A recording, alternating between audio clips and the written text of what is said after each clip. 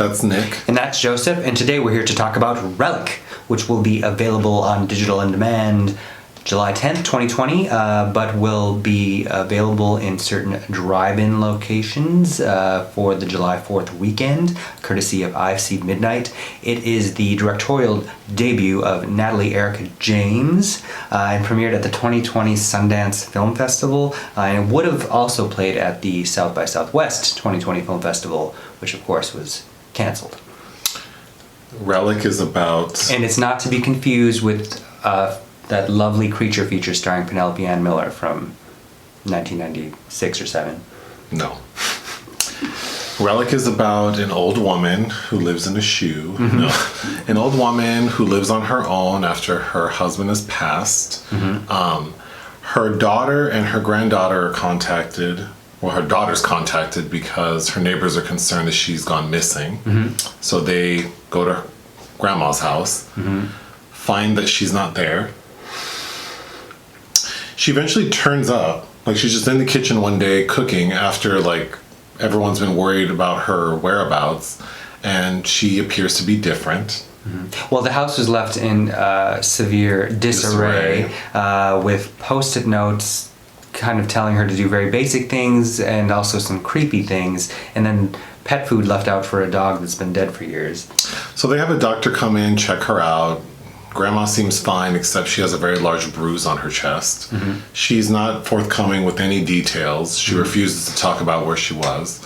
And things escalate from there. At first glance, it seems like she's suffering from dementia. Or Alzheimer's, yeah. Or Alzheimer's. But we come to find out it's something more insidious.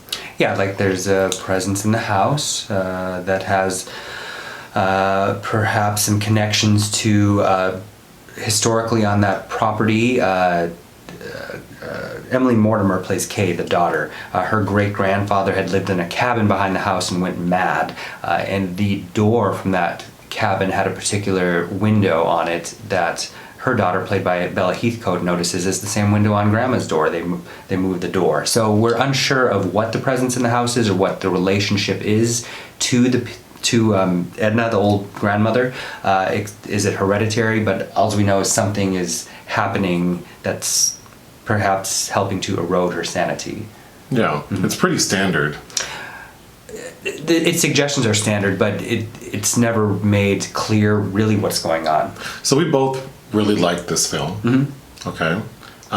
Do you want to go through your notes? Yeah, so...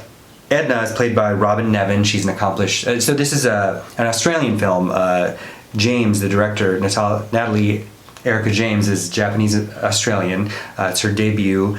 She had a previous short film called Creswick in 2017 that kind of has a similar subject matter about an old man thinking there's a presence in the house, which is a feature of the same writers, James and Christian White. But so Robyn Nevin I really liked as the grandmother. You might recognize her from the 2 Matrix sequels or Top of the Lake. Emily Mortimer is, of course, the accomplished British actress who you probably recognize from a lot of things, from the latest Mary Poppins to Match Point, to that terrible Gary Oldman film on the boat called Mary. That's right. Yeah, I do. And then Bella Heathcote, she's worked with Tim Burton on Dark Shadows and Nicholas Winding Refn on The Neon Demon. All of them work really well together. I like that it will remind a lot of people of the Babadook, also Australian, from Jennifer Kent. Hereditary, I also thought of as far as these female family members and kind of all these very dark metaphors for psychological turmoil that are It's not as refined as those 2 films, but I think the story is equally as strong. I agree. And Charlie Sarroff is the director of photography. I do like the look of the film, but we're in this cramped house for so long that I think some of the tension is robbed. It begins to seem a little monotonous. But early in the film, the outside sequences, I was reminded of this 1974 film called Symptoms by Jose Ramon Larraz, starring Angela Pleasance, daughter of Donald, as this woman who is invited to a friend's countryside manor to find mysterious, strange things happening there. But it evoked that sense of fall, autumn. There's this brooding everything's in a state of rot. And I think the house is also supposed to be a metaphor for Edna's diminished mental capacities as well. Everything's kind of closing in. Yeah, the symbolism is strong, but very well done. I don't really have much to say. I think it's just one of those films that needs to be appreciated. I don't think there were any sort of like... I tried to write down like sort of memorable, scary moments. Those that exist are pretty standard. I think this is a film that'll earn the... it'll be described as a slow burn, which is often a euphemism for boring. And I don't think the film is boring at all. It stuck with me. We watched this a few days ago, and it's still... There are images that a particular... to spoil. Spoiler alert at the end. Which the end is also very inexplicable. It doesn't really explain to us what's happening, but in the end, Grandma begins to sort of like molt her skin or her entire body, so her daughter starts to peel off her outer layer, and we're left with this little crispy alien looking thing. And I thought it was a very moving scene because the daughter is holding her mother or grandmother sort of in a tender way as she's just like deteriorated to this thing that seems like at peace with itself. Yeah. And then the granddaughter walks in on them, and all three of them, the final shot of the film is the three of them laying on the bed kind of like in the fetal position, back to back. And then we discover that the daughter, what's the actor's name? Bella Heathcote, Sam is the character. The middle one. Emily Mortimer. She also has the bruise that would indicate that her fate is similar, which is why you brought up a very good point that I hadn't thought about during or after I watched the film, was that maybe that condition is hereditary, which is a little confusing then why there's reference to this like door that was on the... Well, maybe it's just like a relic. It's an inherited relic and tradition. Sure.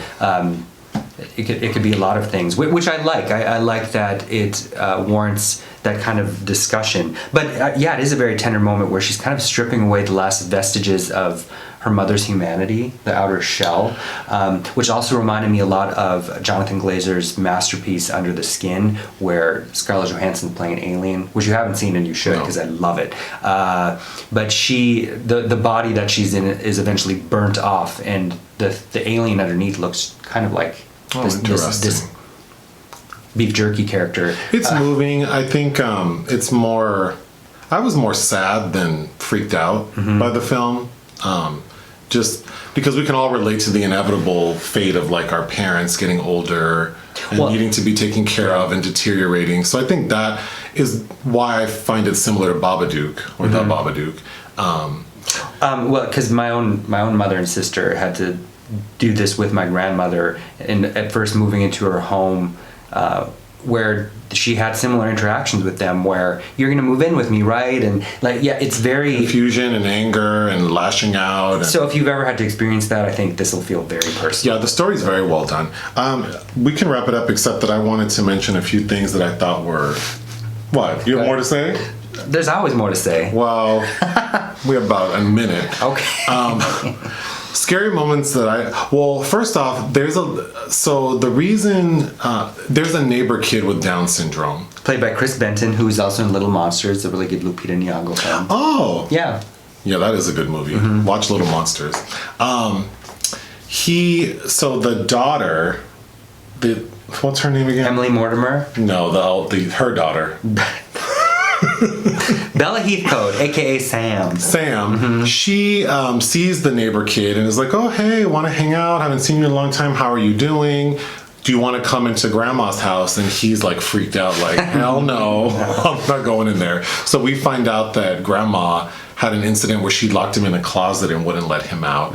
That was pretty creepy. There was a scene that was very effective. Grandma is in bed.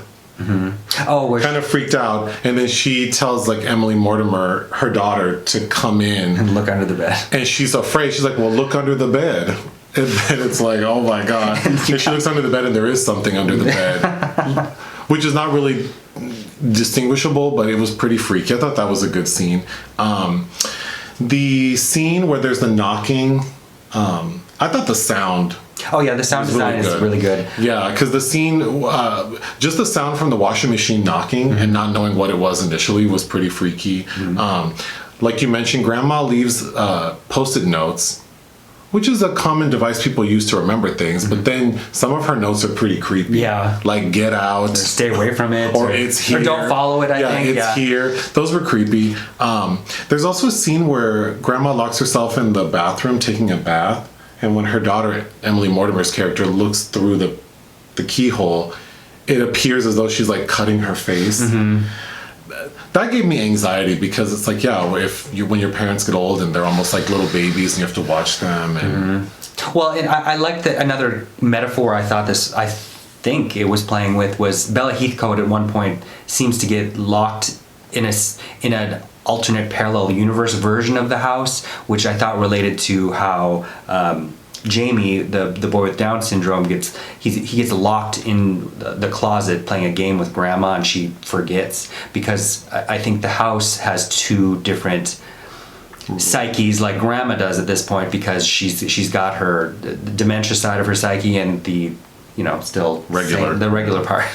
And he was locked in the demented side, so she didn't know. Yeah, so I thought that was a good interpretation. Anyway, what would you give the movie? 3.5 out of 5. I would give it 3.5 out of 5 as well. Anything else? No. Okay. Bye. Bye.